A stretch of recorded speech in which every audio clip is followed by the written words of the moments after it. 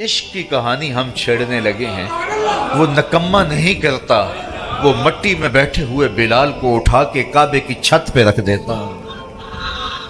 وہ بلال جو اپنے آقا کا جوتا دھوپ سے اٹھا کے چھاؤں میں رکھے تو آقا اس پہ بھی کوڑے مارے کہ تو نے مجھے پوچھا کیوں نہیں، تو بلال کہے کہ جناب جوتا دھوپ میں خراب ہو رہا تھا تو میں نے چھاؤں میں رکھ دیا تاکہ خراب ہونے سے بچ جائے۔ آقا یہ بات ماننے کے لیے تیار نہ ہو اور کوڑے مارے۔ کوئی گزرتا ہوا آدمی پوچھے جناب اس کو کوڑے کیوں مار رہے ہو، تو وہ کہے کہ یہ اپنی اوقات بھول رہا ہے، یہ خوئے غلامی اس کی بدل رہی ہے، میں اس کو سکھا رہا ہوں کہ تو ذات کا غلام ہے۔ کوڑے مارے جا رہے۔ اقبال نے کہا تھا غلامی کیا ہے، ذوق حسن و زیبائی سے محرومی، جسے زیبا کہیں آزاد بندے ہے وہی زیبا، بھروسے کی آنکھ ہے بینا۔ تو غلام ہوتا ہے۔ حضرت حسان بن ثابت رضی اللہ تعالی عنہ کہتے ہیں کہ میں رہنے والا تو مدینے کا تھا، لیکن ایک بار میں مکے میں گیا تو میں نے دیکھا کہ کھجور کی رسی میں ایک کالے رنگ کے شخص کو لوگوں نے پرویا ہوا ہے اور مکے کی گلیوں میں گھسیٹ رہے۔ تو میں نے پوچھا کہ یہ شخص کون ہے، تو لوگوں نے کہا اس کا نام بلال ہے۔ تو میں نے کہا کس جرم کی سزا اسے دے رہے ہو، تو انہوں نے کہا کہ یہ ایک نئے دین میں داخل ہوا ہے اور ہم اس کو منحرف کرنا چاہتے ہیں۔ کہتے میں نے دیکھا کہ وہ جوں گھسیٹتے اس کی زبان پر احد احد کی صدا تیز ہوتی چلی جا رہی تھی۔ زخم پہ زخم کھا کے جی، خون جگر کے گھونٹ پی، آہ نہ کر لبوں کو سی، یہ عشق ہے دل لگی نہیں۔ یہ چند لمحوں کے لیے دل بہلانے کی کہانی نہیں ہے کہ جس محبت میں سختی آئی تو راستہ بدل لیا۔ یہ ان راستوں کا ان لوگوں نے اہتمام کیا تھا اور ان راستوں کے مسافر بنے تھے کہ راستے میں پہاڑ بھی ہوں تو یہ چیر کے آگے گزر جائیں۔ بلال حبشی کو ان کا ظالم آقا مارتا ہے، کبھی ان کے ہاتھوں میں میخیں ٹھونکتا ہے، کبھی زبان پہ تپتے ہوئے کوئلے رکھتا ہے، کبھی رسی پاؤں میں ڈال کر کے اوباش لڑکوں کے ہاتھوں میں دیتا ہے کہ اس کو گھسیٹے، کبھی کچھ، لیکن بلال ہیں کہ آگے سے مسکرا رہے ہیں، آہد آہد کا نغمہ پکار رہے ہیں۔ کسی نے رک کے کہا بلال یہ عجیب تماشا ہے، وہ تمہیں مار رہے ہیں اور تم آگے سے آہد آہد پکار رہے ہو۔ تو حضرت بلال بولے تم جاؤ نا بازار میں مٹی کا پیالہ خریدنے کے لیے تو اس کو بھی ٹھونک کے دیکھتے ہو، اس کی آواز تو ٹھیک ہے، کہیں کچا تو نہیں ہے۔ کہا تم تو مٹی کا پیالہ بھی خریدو تو ٹھونک بجا کے دیکھو، یہ کہیں کچا تو نہیں ہے، اس کی آواز تو ٹھیک ہے۔ کہا میرا مالک بلال کو خرید رہا ہے، دیکھ رہا ہے بلال کچا تو نہیں ہے، اس کی آواز تو ٹھیک ہے۔ میں کہتا ہوں مالک خرید لے بلال کو، کھال ادھر بھی جائے گی، حق کی صدا ختم نہیں ہوگی۔ محبت کی یہ البیلی اور انوکھی داستانیں اہل ایمان رقم کی ہیں۔ اگر اس عنوان سے بات کی جائے تو یہ تاریخ کا ایک ایسا باب ہے۔ حضرت سمیہ رضی اللہ تعالی عنہ اسلام کی پہلی شہیدہ، جن کو مکے کے چوک میں ابو جہل نے جو ہے وہ نیزہ مار کر کے شہید کیا۔ راہ خدا میں بہنے والا یہ خون تاریخ اسلام نے محفوظ کر لیا، ایک عورت کا خون تھا۔ اور پھر حضرت عمار ابن یاسر کے والد حضرت یاسر کو بھی شہید کیا گیا، دونوں ماں باپ شہید ہو گئے اور بیٹا پھر بھی ڈٹا ہوا ہے۔ کافروں نے حضرت عمار ابن یاسر کو پکڑ کے تپتی ہوئی آگ میں ڈال دیا اور انہوں نے رخ کیا حضور کے کاشانہ انور کی طرف اور آنکھوں میں آنسو امڑ آئے تو کافر سمجھے شاید جلتی ہوئی آگ کے شعلوں سے اور بھڑکتے ہوئے کوئلوں سے ڈر گیا ہے۔ کہا عمار گھبرا گئے ہو، تمہیں ان تپتے ہوئے کولوں سے باہر نکال لیا جائے؟ تو حضرت عمار مسکرا کے کہنے لگے میں ان تپتے ہوئے کولوں سے نہیں ڈرا، میں تو راہیں تک رہا ہوں، جس محبوب کے لیے دکھ سہ رہا ہوں کبھی وہ جلوہ فراز بھی تو ہو جائے نا۔ اچھا ادھر غلام تڑپا، ادھر آقا تشریف لے آئے۔ حضرت عمار ابن یاسر کے سر پہ ہاتھ رکھ کے حضور نے کہا یا نارو کونی بردم و سلامن علی عمار ابن یاسر کما کنت علی ابراہیم، اے آگ جس طرح ابراہیم پہ ٹھنڈی ہوئی تھی آج میرے عمار ابن یاسر پہ بھی ٹھنڈی ہو جائے۔ تو محبتوں کی یہ داستانیں بڑی دل آویز ہیں، لیکن جب عشق کی دولت لازوال نصیب ہوتی ہے تو دیکھیے یہ عشق کیسا بندہ نواز ہے۔ حضور جب معراج سے واپس پلٹتے ہیں کرتا ہے یہ عشق سر بلند کرتا ہے، یہ عشق ذرہ نواز ہے، یہ عشق عزتیں دیتا ہے، یہ مقامات رفیع اور عزتوں کی مسندوں پہ بٹھاتا ہے۔ اللہ اکبر! میں آپ سے پوچھوں کہ جس زمانے میں میرے حضور آئے تھے اس زمانے کے خاقان کا نام کیا تھا؟ تو شاید اس بھری مجلس میں کوئی نہ بتا سکے سوائے اس کے جس کا بڑا گہرا تاریخی مطالعہ ہو۔ باقی اس دور کے خاقان کا شاید مجھے کوئی نام نہ بتا سکے۔ آپ کہیں گے ہمیں ضرورت بھی کیا ہے اس کا نام یاد رکھنے کی؟ اچھا، میں پوچھتا ہوں جس زمانے میں میرے حضور آئے تھے اس دور کے کیسر کا نام کیا تھا؟ بہت بڑی طاقت تھی اس وقت، رومن امپائر، لیکن آپ کہیں گے جناب ہمیں کیا ضرورت ہے؟ اچھا چلو میں یہ پوچھتا ہوں، اس دور کی سپر طاقت اور اس وقت کا ٹرمپ کہہ لیجئے، اوباما کہہ لیجئے، میں پوچھوں اس دور کے کسرا کا نام کیا تھا؟ تو شاید وہ بھی تھوڑے لوگ بتا سکیں اور زیادہ لوگ کہیں کہ ہمیں کیا ضرورت تھی اس کا نام یاد رکھنے کی۔ تو یہ وہ بڑے لوگ تھے اس زمانے کے جو مطلق العنان بھی تھے اور دنیا کی بڑی طاقتیں تھیں، خاقان اور کیسر اور کسرا اس زمانے کا، لیکن آج ان کے نام زمانے کو یاد نہیں ہے۔ لیکن اگر میں اس مجلس میں موجود سب سے کم عمر بچہ تلاش کر کے اسے پوچھوں کہ میرے حضور کے مؤذن کا نام کیا تھا، تو وہ سر اٹھا کے بلال حبشی کا نام لے گا یا نہیں لے گا؟ تو بادشاہوں کے نام باقی نہیں رہے، کج کلاہوں کے نام مٹ گئے۔ مشتاق یوسفی نے کہا تھا، مٹ گیا مشتاق دل سے رنگے یاد رفتگاں، پھول مہنگے ہو گئے قبریں پرانی ہو گئی۔ کس کے پاس وقت ہے کہ کسی کو یاد رکھے؟ لیکن جو ان سے جڑ گیا ان کا نام سربلند ہے۔ رومی علیہ الرحمن اس پر ایک خوبصورت مثال دی کہ حاکم وقت نے لیلا کو دربار میں طلب کر لیا۔ گفت لیلا را خلیفہ کان توئی، کس تو مجنو شد پریشان و غوی، از دیگر خوباں تو افزو نیستی، گفت خامش چوں تو مجنو نیستی۔ لیلا کو بلایا، تیرے حسن کا شہرہ ہے، تو نے ایک شہزادے کے حواس باختہ کر دیے۔ نام تو کیس تھا نا، لیکن دنیا نام ہی نہیں جانتے، نام بھی مٹ گیا۔ تیری محفل میں آ کے بدنام ہوئے، نگاہ زمانہ میں بے نام ہوئے۔ تو نے وعدہ کیا تھا بچھڑیں گے نہ ہم، تیرے ہی ہاتھوں سے نیلام ہوئے۔ نام مٹ گیا، تشخص مٹ گیا، لوگ مجنون کہہ کے پکارتے ہیں۔ شہزادہ تھا، تو نے اس کے ہوش باختہ کر دیے۔ کون سا جادو ہے تیرے حسن میں؟ از دیگر خوباں تو افزون نیستی، باقی عورتوں سے تو کوئی انوکھی توڑی ہے، تیرے سے زیادہ تو میری لونڈیاں ہنسی ہیں۔ تو جو لیلا نے جواب دیا وہ دو لفظ تھا، سن لیجئے، گفت خامش۔ لیلا بولی، بادشاہ چپ کر جا، چوں تو مجنو نیستی، تیری آنکھ مجنو والی تھوڑی ہے کہ تجھے میرے اندر حسن نظر آئے۔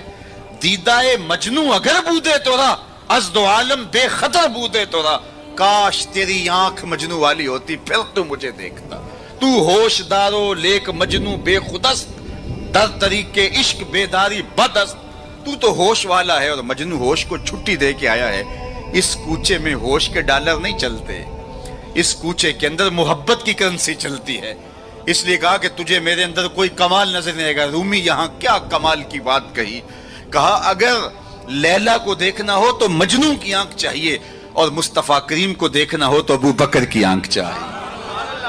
معنی حرفم کنی تحقیق اگر، بنگری با دیدائے صدیق اگر، قوت قلب و جگر گردت نبی، از خدا محبوب تر گردت نبی۔ کہا اگر وہ نگاہ مل جائے تو جدھر دیکھو گے جلوے نبی کے ہی نظر آئیں گے۔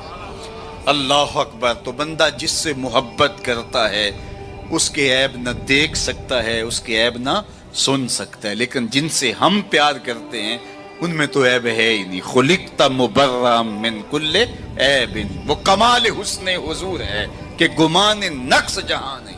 نقص تو دور کی بات ہے، یہاں نقص کا گمان ہی نہیں۔ یہی پھول خار سے دور ہے، یہی شمع ہے کہ دھواں نہیں۔ ہر پھول کے ساتھ کانٹا ضرور ہوتا ہے، لیکن حسن رسول وہ پھول ہے جس کے ساتھ کانٹا نہیں ہے، وہ شمع ہے جس کے ساتھ دھواں نہیں ہے۔ تو بندہ جس سے پیار کرتا ہے اس میں عیب نہیں دیکھ پاتا۔ اچھا، محبت کی علامت یہ ہے، بندہ جس سے پیار کرتا ہے، جس سے محبت کا ربط اور رشتہ رکھتا ہے، اس کی اطاعت کرتا ہے، اس کی بات مانتا ہے۔ یہ محبت کا بہت بڑا نشان ہے، بہت بڑی علامت ہے کہ بندہ جس سے پیار کرتا ہے وہ اس کی ایک ایک بات پہ قربان اور فدا ہو جاتا ہے۔ اس کا حکم ہو اور محب نہ مانے تو اس کی محبت ناقص ہے۔ میں اور آپ ذرا اپنے اندر اتر کر کے دیکھیں، ہمارا طرز زندگی کیا ایسا ہے کہ ہم اپنے آقا کی ہر بات مانتے ہیں؟ صحابہ کی زندگیاں دیکھ لیجئے، انہوں نے ادب کی بھی انتہا کر دی اور تعمیل حکم کی بھی انتہا کر دی۔ یار حضور کا کہنا اور ارشاد کرنا تو بڑی بات ہے۔ اللہ اکبر۔ حضرت انس بن مالک کو کسی نے دیکھا کہ شوربے سے کدو کے ٹکڑے نکال نکال کے کھا رہے ہیں۔ کسی نے پوچھا یہ کیا کر رہے ہو؟ کہا مجھے نہیں پتا، ایک دن میں نے حضور کو کرتے دیکھا تھا۔ مدینے کی ایک گلی سے حضور گزر رہے ہیں تو ایک ایسا مکان بن رہا تھا جس طرز کی تعمیر کو حضور پسند نہیں کرتے تھے۔ تو کسی سے پوچھا کہ یہ کس کا ہے؟ کہا فلاں انصاری کا۔ کچھ نہیں کہا حضور نے، چلے گئے۔ کسی نے اس انصاری کو بتایا کہ حضور گزرے تھے، تیرا مکان دیکھا تھا، لیکن چہرے پر پسندیدگی کے آثار نہیں آئے، حضور خوش نہیں ہوئے۔ اس نے کہا اچھا، کہا ہاں میں ساتھ تھا۔ اس نے کدال پکڑا اور مکان کو زمین کے برابر کر دیا۔ 2-4 دن کے بعد میرے حضور کا دوبارہ گزر ہوا، ملبے کا ڈھیر پڑا دیکھا۔ کہا بلاؤ اسے، بلایا گیا۔ کہا میں گزرا تھا، تیرا مکان تھا، آج ملبے کا ڈھیر ہے، کدھر گیا مکان؟ عرض کی حضور میں نے گرا دیا۔ فرمایا کیوں؟ سنو سنو۔ فرمایا کیوں؟ عرض کی سنا تھا آپ کو پسند نہیں، سنا تھا آپ کو پسند نہیں۔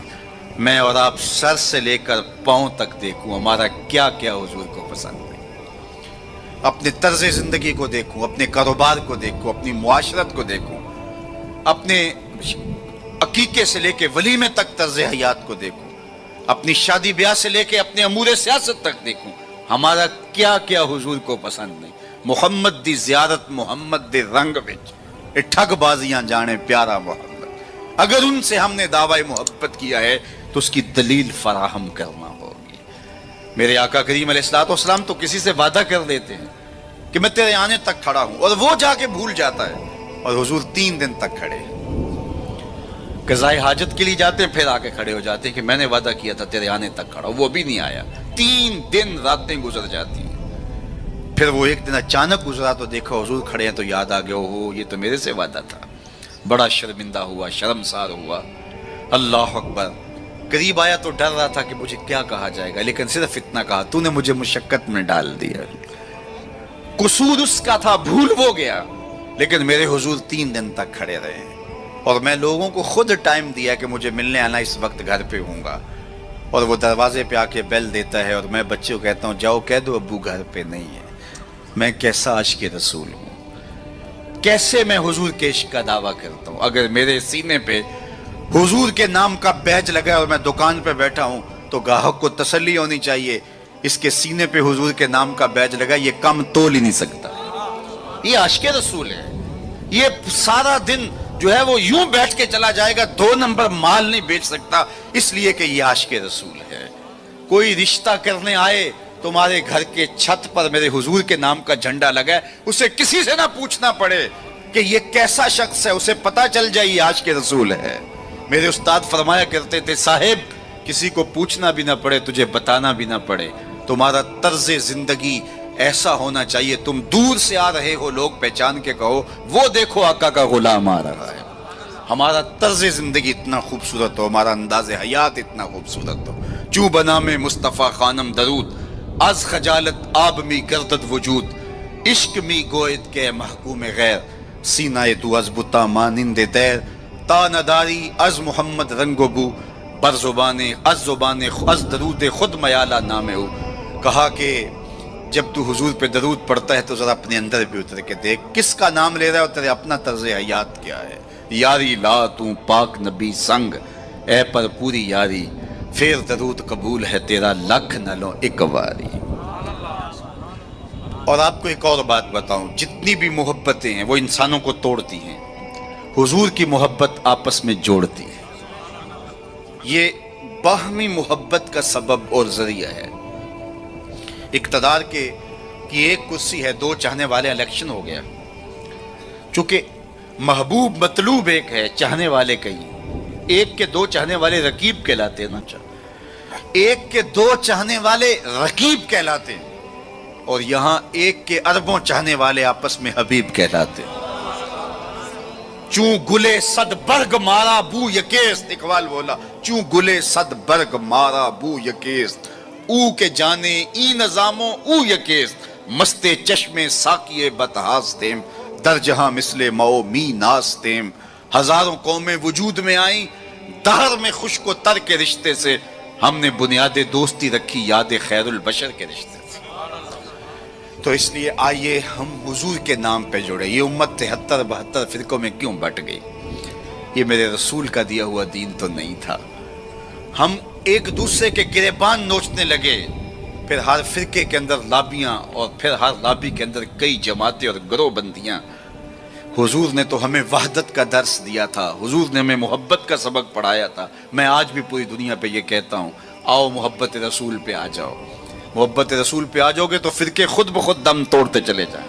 یہ ہماری محبت ناقص ہے کہ ہم آپس میں الجھ رہے ہیں۔ اگر محبت کامل ہو تو پھر ایک ایسی برادری بنتی ہے جس میں صہیب روم سے آتے ہیں، سلمان فارس سے آتے ہیں، بلال حبشے سے آتے ہیں، صدیق اکبر مکے سے ہیں، سعد مدینے سے ہیں، لیکن آپس میں اخوت پیدا ہوتی ہے۔ یہ بھائی چارے کی بنیاد اور ضمانت ہے۔ تو چوں گلے صد برگ مارا بو یکیس، او کے جانے ای نظاموں او یکیس۔ میرے استاد ایک شعر جھوم کے پڑھا کرتے تھے، اور آج میں وہ آپ کی نظر کر رہا ہوں، آپ کے ذوق کی تسکین کے لیے کہ محمد کی وساطت سے محبت تیری میری ہے۔ میں آپ کے شہر میں پہلی مرتبہ آیا ہوں، دارالسلام کا نام سنا تھا۔ یہاں ایک سنی کانفرنس کسی زمانے میں ہوئی تھی، سروں کا ہجوم تھا، محبتوں کی کیفیات تھی۔ مجھے شوق تھا کہ میں بھی اس بستی کے مکینوں کو دیکھ آؤں، لیکن آپ کی آنکھوں میں چمکتا ہوا پیار، پیشانیوں پہ لکھی ہوئی محبت۔ میرا تو آپ کا پہلا تعارف ہے، میری آپ کی برادری الگ ہے، میرا آپ کا کوئی کاروباری سانج نہیں ہے، لیکن آپ کے دل میں میرے لیے محبت اور میرے دل میں آپ کے لیے دعائیں، یہ رشتہ قائم کیسے ہوا؟ تو میرے استاد جھوم کے پڑھا کرتے تھے، محمد کی وساطت سے محبت تیری میری ہے، محبت اصل ہے ان کی، نہ تیری ہے نہ میری۔ تو یہ وہ بنیاد ہے محبت کی۔ اور ایک بات اور کروں کہ جتنی بھی محبتیں ہیں، وہ غالب نے کہا تھا نا، عشق نے غالب نکما کر دیا، ورنہ ہم بھی آدمی تھے کام کے۔ ایک وہ عشق بھی ہے جو اچھے بھلے انسان کا بیڑا غرق کر کے رکھ دیتا ہے، اور وہ منہ چھپاتا پھرتا ہے۔ وہ عشق نکما کر دیتا ہے، صلاحیتوں کو جو ہے وہ زائل کر دیتا ہے۔ ایک وہ عشق ہے، اور یہ وہ عشق ہے جو بلال کو پستیوں سے اٹھا کے کعبے کی چھت پہ کھڑا کر دیتا ہے۔ یہ بندہ نواز عشق ہے۔ اور یہ بھی سنیے کہ جتنے بھی عشق ہیں ان کا انجام رسوائی ہوتا ہے۔ میں سویر سے لے کر شام تک سڑکوں پہ سفر پہ ہوں۔ کل شیخو پورے تھا، پھر آج دھوبی گھاٹ، تو اب آپ کے پاس کل اگلی منزل وہ کبھی کیا کسی نے کہا، کبھی عرش پر کبھی فرش پر، کبھی ان کے در کبھی در بدر، غم عاشقی تیرا شکریہ میں کہاں کہاں سے گزر گیا۔ میں ایک دن سیالکوٹ سے واپس آ رہا تھا، تو راستے میں ایک جھونپڑا بنایا تھا کسی ملنگ نے، تو اس کے اوپر لکھا تھا سڑکوں والی سرکار۔ تو میں نے اپنے ساتھی سے کہا کہ یہ تو کنارے والی سرکار ہے، سڑکوں والی سرکار تو ہم ہیں کہ سویر سے لے کر شام تک سڑکوں پہ ہی رہتے ہیں۔ تو جو بندہ سڑکوں پہ رہے تو اس کے تجربات بھی فزوں تر ہوتے ہیں۔ تو آپ نے گاڑیوں کے پیچھے لکھے جملے لکھے پڑھے ہوں گے، میں تو روز ان مراحل سے گزرتا ہوں۔ کبھی کسی ٹرک کے پیچھے کچھ لکھا ہے، وہ لکھنے والے کے، اس ڈرائیور کے نفسیات کا خلاصہ ہوتا ہے۔ تو کئی جملے تڑپا دیتے ہیں، کئی رلا دیتے ہیں، کوئی ایسے جملے ہوتے ہیں کہ پھر ہنسی نہیں تھمتی، اور کچھ ایسے جملے بھی ہوتے ہیں کہ جو ہے وہ لفظ سل جاتے ہیں۔ ایک جملہ آپ نے بھی پڑھا ہوگا اور بار بار پڑھا ہوگا، صنم بے وفا۔ تو میں اپنے دوستوں کو پوچھتا ہوں یہ بتاؤ کیا لکھا ہے، تو وہ کہتے ہیں جناب آپ بھی تو پڑھ رہے ہیں۔ میں نے کہا اس کا مطلب کیا؟ کہتے ہیں جناب آپ بتا دیجئے۔ میں نے کہا یہ تحریری احتجاج ہے، کسی نے کسی سے پیار کیا ہوگا اور بے وفائی لیے آج اپنی بھڑاس نکال رہا ہے، غصہ نکال رہا ہے۔ تو میں کہا صاحب تو نے پیار اس سے کیا جس نے بے وفائی کی، آ تجھے اس چوکھٹ پہ لے چلوں۔ جو ہاتھ پکڑتے ہیں تو حشر کے دن بھی نہیں چھوڑتے۔ تو محبت کا ربط ان سے قائم کیجئے، محبت کا رشتہ ان سے قائم کیجئے جو تمہارے لیے عزت کا باعث ہے۔ تم محبوب کا نام نہیں چھپاتے رہو گے، بلکہ تمہارے لیے قرار جاں ہے، تمہارے لیے تسکین جاں ہے ان کا نام، اور ان کا ذکر تمہارے لیے راحتوں کا سما۔ تو ان کا ذکر راحتوں کا سما اور تسکین اور قرار کا ذریعہ بن جائے گا۔ تو یہ وہ نام ہے جو عزت نواز۔ میں تو یہ کہتا ہوں کہ یہ محبت ہمارے لیے عزت کا سبب ہے۔ اعلیٰ حضرت نے کیا خوب کہا، جس کا حسن اللہ کو بھی بھا گیا، جس کا حسن اللہ کو بھی بھا گیا، ایسے پیارے سے محبت کیجئے۔ ایسا تو نہیں کہ محبوب کا نام چھپاتے پھریں، بلکہ یہ وہ محبت ہے، وہ بندہ نواز محبت ہے کہ جو ہمارے لیے باعث فخر و مباحات ہے، ہمارے لیے باعث عزت ہے۔ اعظم چشتی نے تو قلم توڑ دیا، اپنا معیار زمانے سے جدا رکھتے ہیں، ہم تو محبوب بھی محبوب خدا رکھتے ہیں۔ وہ گلیوں میں آوارہ پھرنے والا کوئی شخص محبوب تھوڑا ہے کہ شرمندگی ہو؟ ہمارا محبوب تو وہ ہے کہ جو عرش کی راہوں کا سیاح ہے نا۔ تو یہ ناز ہے، یہ فخر ہے ہمارے لیے۔ تو پھر جس سے محبت کی جاتی ہے، اس کی محبت کا ایک تقاضا، میری بات اپنے اختتام کو پہنچے، کہ بندہ جس سے محبت کرتا ہے اس کی فکر کو اختیار کرتا ہے اور اس کو اپنی روح میں اتارتا ہے، اور پھر اس کا مبلغ بن جاتا ہے، اس فکر کے ابلاغ کے لیے اپنی صلاحیتوں کو صرف کر دیتا ہے۔ تو میں اور آپ اگر آقا و مولا سے محبت کرتے ہیں، حضور سے الفت کا ربط و رشتہ رکھتے ہیں، تو ان کا لایا ہوا نظام حیات ہماری روحوں میں اترنا چاہیے۔ ہمارے طرز زندگی اس بات کی گواہی دیں کہ ہم حضور کے غلام ہیں، اور پھر اس خوشبو کو اطراف عالم اور اکناف جہاں کے اندر ہم پھیلا کر کے جو ہے وہ اس منصب کو ادا کرنے کی کوشش کریں، اور ہماری زندگی اس کی گواہی دے۔ صحابہ نے اپنی زندگیاں اس مقصد کی خاطر لگائیں اور شب و روز ایک کر کے رکھ دیا۔ آج اصحاب رسول کی قبریں پوری دنیا کے اوپر ہمیں ملتی ہیں۔ یار مدینہ المنورہ کو دیکھنے کے لیے لوگ تڑپتے ہیں، تو یہ شہر مدینہ چھوڑ کے چلے کیوں گئے؟ اور اس ٹھنڈی چھاؤں کو چھوڑ کے کوئی کہاں جا کے دفن ہوا، کسی نے کہاں چاند وار دی؟ تو اصل بات یہ ہے کہ محبوب کا مشن عزیز ہوتا ہے، محبوب کی فکر عزیز ہوتی ہے۔ وہ کسی نے کہا تھا نا، میں مر کے بھی زندہ ہوں اہل وفا کی محفل میں، میری محفل میں آ میرا مزار نہ پوچھ۔ تو جب ان کے ہوئے ہو تو پھر اپنی زندگی، اور وہ لوگ جنہوں نے حضور کا نام لیا، اس تابی کی کہانی کوئی نہیں بھول سکتا جس کا ذکر اقبال نے کیا، کہ وہ گھوڑے کی ننگی پیٹھ پہ بیٹھ کے اللہ کے دین کا پیغام لے کے آگے بڑھا، اور چلتے چلتے دلدل آ گئی تو اس نے گھوڑے کی باگیں کھینچ لی اور کہا، مالک میرے جذبے تو جواں تھے، تیری زمین ہی ختم ہو گئی۔ اس پہ اقبال نے کہا تھا، دی اذانیں کبھی یورپ کے کلیساؤں میں، کبھی افریقہ کے تپتے ہوئے صحراؤں میں، دشت تو دشت دریا بھی نہ چھوڑے ہم نے، بحر ظلمات میں دوڑا دیے گھوڑے ہم نے۔ تو آج میں اور آپ ان جذبوں سے سرشار ہوں گے، لیکن وہی بات جو میں عرض کر چکا، اس کا آغاز ہماری اپنی ذات سے ہوگا۔ ہمارا عمل گواہی دے گا، ہمارا رویہ گواہی دے گا، ہمارا طرز زندگی گواہی دے گا۔ ہم دوسروں کو مسلمان کرنے کے لیے بے چین ہیں، ذرا 2 لمحوں کے لیے اپنے اندر بھی اتر کے دیکھو، یہ پاپی بھی سیدھا ہوا ہے کہ نہیں ہوا؟ اس من کے اندر بھی روشنی ہوئی ہے کہ نہیں ہوئی؟ میں تو میلاد کے موسم میں گلی گلی کہتا رہا، تمہیں مبارک کو تم نے جھنڈیاں لگائیں، مجھے اچھا لگا تم نے گھروں کی چھتوں پہ چراغاں کیا، لیکن کوئی جھاڑو لے کے دل نگر میں بھی آنا، کہیں دل کی گلیاں اندھیر نگر نہ رہ جائیں، کوئی دیا، کوئی محبت کا چراغ دل میں بھی روشن کرنا۔ اگر دل کی دنیا آباد ہو گئی تو پوری کائنات روشن ہو گئی۔ میرے حضور نے فرمایا، انسان کے جسم میں گوشت کا ایک ٹکڑا ہے، اگر وہ صحیح ہو جائے تو پورا جسم صحیح ہو جاتا ہے، اگر وہ خراب ہو جائے تو پورا جسم خراب ہو جاتا ہے۔ پھر فرمایا، الا وہی القلب، سنتے ہو گوشت کے اس ٹکڑے کا نام دل ہے۔ حضرت نبی رحمت کی مجلس لگی تھی، ہجوم عاشقاں تھا۔ ایک دن حضور نے فرمایا، جنتی دیکھنے کا شوق ہو تو دروازے پہ دیکھو۔ کہتے ہم نے دیکھا ایک بوڑھا شخص ہاتھ میں جوتا پکڑا ہے بائیں ہاتھ میں، اور تازہ آثار وضو اس کی داڑھی پر نمایاں ہیں، تو وہ مسجد میں داخل ہوا۔ خیر اگلا دن ہوا تو پھر کہا، اگر کسی کو جنتی دیکھنے کا شوق ہے تو دروازے پہ دیکھو۔ ہم نے کہا دیکھیے آج کون خوش نصیب آتا ہے، تو وہی بزرگ دوبارہ آئے، بائیں ہاتھ میں جوتا پکڑا ہے اور آثار وضو چہرے پہ حویدہ ہیں۔ تیسرا دن آیا تو پھر کہا، جنتی دیکھنے کا شوق ہے تو دروازے پہ نظریں رکھو۔ ہم نے دیکھا تو وہی بزرگ اسی حالت میں آئے۔ مجلس ختم ہوئی تو میں ان بزرگوں کے پیچھے چل پڑا۔ حضرت عبداللہ بن عمر کہتے ہیں کہ میں جب پیچھے چلا تو انہوں نے کہا، کیسے میرے پیچھے آ رہے ہو؟ میں نے کہا، ابا جی سے کوئی شکر رنجی سی ہو گئی ہے، لڑائی سی ہو گئی ہے، تو میں 3 دن آپ کے پاس گزارنا چاہتا ہوں، تو مجھے آپ رکھ لیں گے؟ انہوں نے کہا کوئی بات نہیں، آ جاؤ۔ کہتے ہیں میری آرزو تھی کہ میں دیکھوں کہ یہ عمل کون سے کرتا ہے۔ حضور نے فرمایا جنتی دیکھنا ہے تو دروازے پہ دیکھو، 3 دن یہی آتا رہا۔ کہا، اس نے کہا کوئی بات نہیں، آ جاؤ۔ میں ساتھ چلا گیا۔ رات جب سوئے تو میں نے چادر اوڑھ لی اور میں اس طاق میں تھا کہ دیکھوں کہ یہ عمل کون سے کرتا ہے، لیکن وہ ساری رات سویا رہا۔ اتنا تھا جب کروٹ بدلتا تھا تو رب کے نام لیتا تھا۔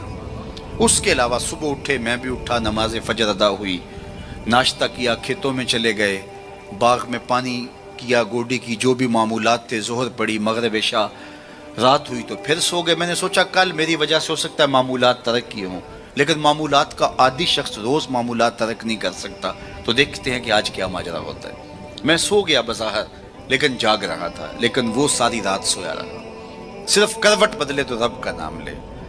کہا خیر وہ وقت دن بھی گزرا، تیسرا دن گزرا، تو جب 3 دن بیت گئے، صبح ناشتہ ہوا تو میں نے کہا کہ میری ابا جی سے کوئی لڑائی نہیں ہوئی تھی، کوئی میرا الجھاؤ نہیں ہوا تھا۔